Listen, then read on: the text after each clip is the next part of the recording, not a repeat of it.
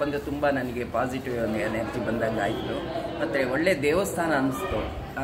ಅಮ್ಮ ತಾಯಿ ಚಾಮುಂಡೇಶ್ವರಿ ಇಲ್ಲೇ ಇರೋದ್ರಿಂದ ಎಲ್ಲ ಕಡೆನೂ ಒಳ್ಳೆ ಪಾಸಿಟಿವ್ ಎನರ್ಜಿ ಇದೆ.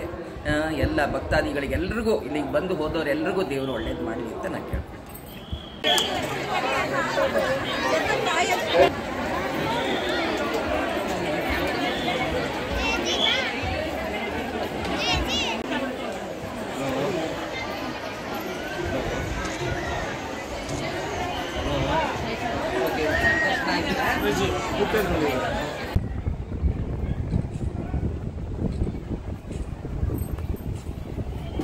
ಬಂದು ತುಂಬ ನನಗೆ ಪಾಸಿಟಿವ್ ಎನರ್ಜಿ ಬಂದಂಗೆ ಆಯಿತು. ಮತ್ತು ಒಳ್ಳೆ ದೇವಸ್ಥಾನ ಅನ್ನಿಸ್ತು.